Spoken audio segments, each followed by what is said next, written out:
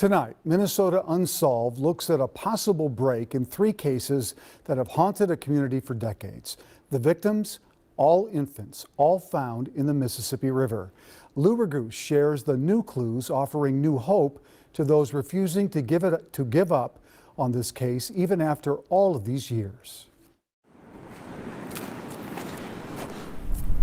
Over the last 3 decades, Like to have them kept clean.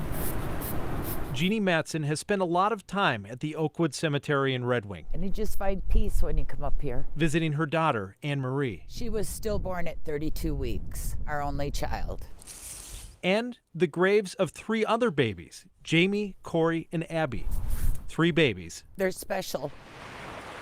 found shortly after birth in the waters of the Mississippi in and around Red Wing during an 8-year span starting in 1999. People that have children should always remember they're a gift from God. The mystery of the babies in the water started when 2 high school seniors found an infant girl wrapped in a towel. It was over in there. This is a composite sketch of the baby, Jamie. 4 years later, in 2003, on a Lake Pepin beach, someone found the body of a newborn boy. It's right at the water's edge. Another 4 years later, in 2007, in the marina at Treasure Island Casino, a 3rd baby's body found in the water. Why? Jeanne was shocked each time. There are so many people that want children that can't have children that would have probably taken those kids in a heartbeat with no questions asked. So she and her husband organized funerals and donated the burial plot. I don't want her to be alone. Simple as that. The couple named the 3 babies, giving them an identity, and in death, a family. Because I didn't want Jamie, Corey, or Abby buried where they'd be forgotten. But the question still remains why these babies weren't given a chance at life. I think that's what everyone wants to know is why. For a long time, it looked like we might never learn why.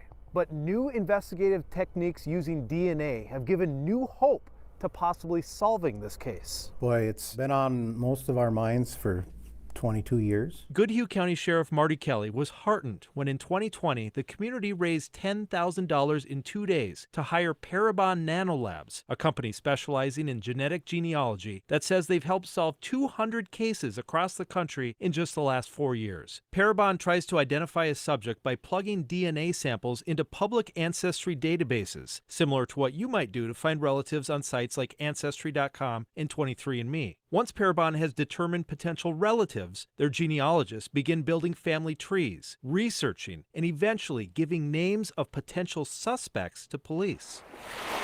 In this case, they're using the baby's DNA to hopefully narrow down to the parents and give investigators the leads they need to make an arrest. For the community, Sheriff Kelly can't say how close they are, but says there were crimes committed and they want to hold someone responsible. there's a lot of hope there that they can start reaching deeper into family trees to finally come to a resolution. Sheriff Kelly says they've known for a while the first 2 babies, Jamie and Corey, had the same mom. Abby is unrelated, while Jeanne can't relate with the choices the perpetrators made. If you have a child, it's a gift from God. She still hopes they will come forward. There's got to be a reason why you did what you did. You can get help for that. The only thing I regret is not being able to hold them and saying, you know, you're loved. Lou Raguse, KARE 11 News. Now, the 3 babies were born full term. And since this began, the Goodhue County Sheriff's Office has asked anyone who knew someone who was pregnant at those times, but then never had the baby, to come forward with a tip that could help solve these cases. Yeah, it's just heartbreaking to think that they weren't turned over like now you can to a hospital, no Right. questions asked. Absolutely. In this case, help, Yeah. spread that awareness too.